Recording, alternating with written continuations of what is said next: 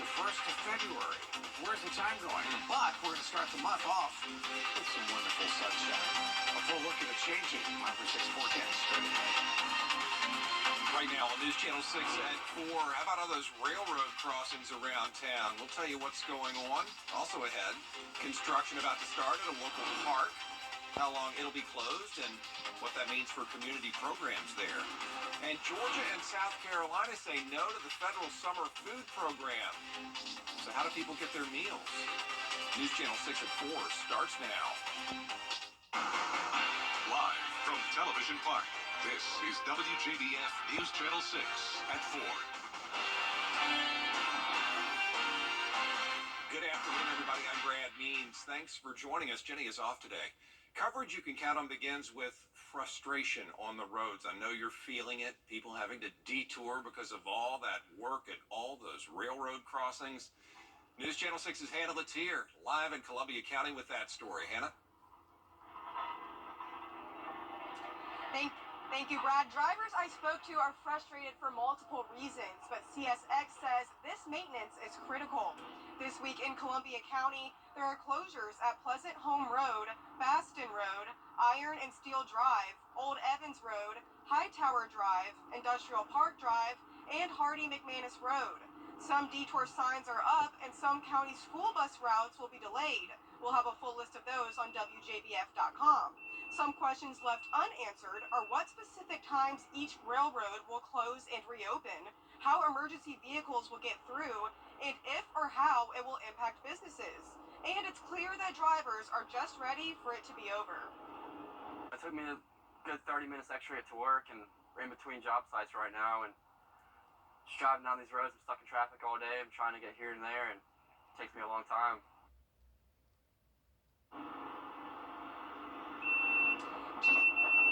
CSX expects the resurfacing to take 3 to 5 days from when the work starts. We'll have a full list of those closures at WJBF.com. For now, live in Columbia County, Hannah Latier, WJBF News Channel 6. All right, Hannah, thanks. Working hard out there as we speak, for sure.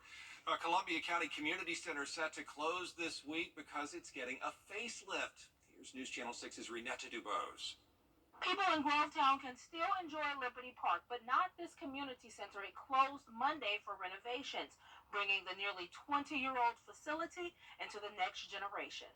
Public Information Officer Jordan Johnson says the $577,000 project comes from 2017 through 2022 SPLOST dollars. The community center doubles as a place to escape the cold, but Johnson says right now there are no other warming centers in town.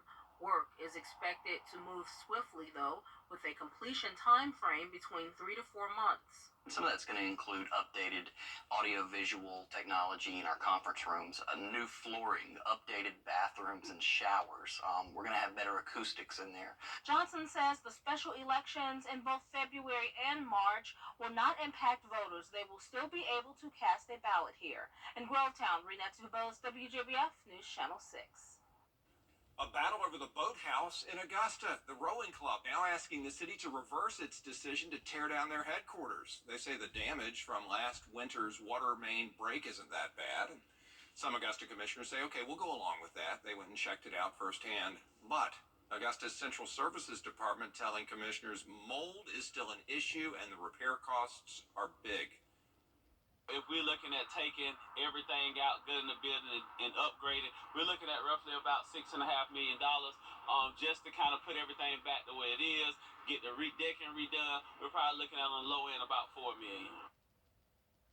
Commissioners are going to get a full report on the condition of the boathouse as well as repair cost estimates in 2 weeks, and then they'll make a decision on whether to demolish the building.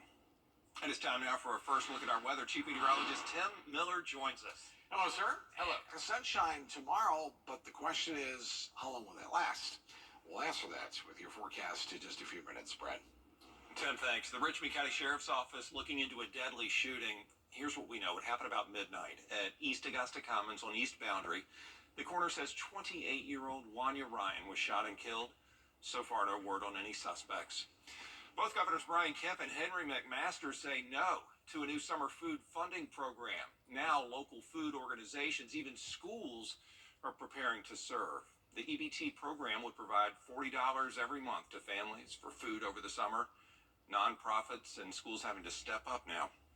We know that a hungry child can't learn, and even more important during the summer months is you don't want those children losing that, educational foundation that they received from that past year. And so nutrition is very important on keeping that going. And so, our students are our number one goal, and it's not just about the education or this aspect or that aspect of a child, but the whole child. And that's what we focus on, and of course nutrition would be a big part of that. Find out how you can help support the local food bank and soup kitchen. Please visit WJBF.com. The families of critically ill children in our area are getting some much needed help. Every year, News Channel 6 donates the proceeds from ticket sales from the Border Bowl game, and today that money went to the Ronald McDonald House Charities of Augusta. It's vital. It's vital for us to continue our mission. As a development director, my main goal is to raise money for the house so that we can continue to provide for the families. And when we have a group of individuals like yourselves and the owner-operators, BrandSmart, who are able to do something like this, and it doesn't require our hard work, it allows us to focus on other things, it's amazing. So we cannot be more thankful. The Ronald McDonald House hosts families of children while they're treated in Augusta. Aiken City leaders talking about the progress of several projects, including the long-awaited Powder House Connector. It's going to connect Whiskey and Powder House roads on Aiken's south side. The first phase includes extending Centennial Avenue and expanding Oak Grove Road. They got the money secured recently. That was a big step to go forward. The traffic studies that were done took into account that there would be development off of this new roadway that we're currently calling the Powder House Connector, significant development. And with that, it will see a traffic reduction of 20% on Whiskey Road with all that development. They're all set to roll with construction bids next month. Augusta's Coliseum Authority voting on an agreement to shape the future of the city's entertainment complex. At Tuesday's meeting, members approved an arrangement with the authority and the city of Augusta. The bonds used to fund the new James Brown Arena would go straight to the city and the authority. We still don't know if hockey's going to come to the new arena, though. We're still working on that. We're living up to the commitment that Brad and I made that we're going to do our due diligence, and if it makes financial sense to the authority and the citizens of Augusta, then we'll have hockey. The city committee approves the proposal. It goes to the full commission next week. USA Shooting is aiming for more success at the Olympics this summer. Up next, two Olympic hopefuls share their journey to Paris, trying to bring home more medals for Team USA. I'm going to show you this map. It's the water vapor view. It shows how much moisture is in the air. So whenever I show you the brown and orange, this means dry air. So dry air is starting to filter on in, and that means more sunshine for tomorrow. Forecast for that. WJBF.com/women-to-watch and fill out the entry form. We do have breaking news to bring you right now out of Aiken County, where the sheriff's office is on the scene of a death investigation. Officers say a body was found on Augusta Road. Deputies are out there right now trying to figure out what happened. We'll bring you information, certainly, as it comes in.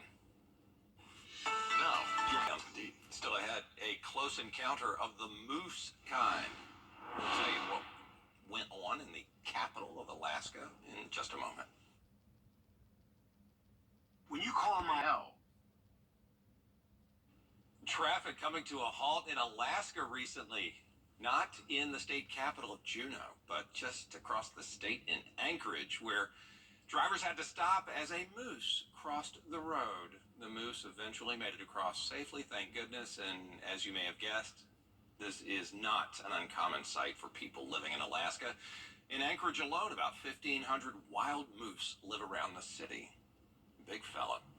There's a lot more coverage you can count on coming up at 4:30, including South Carolina Senator Lindsey Graham saying social media is a threat to democracy. The questions he has for the heads of tech companies. Next.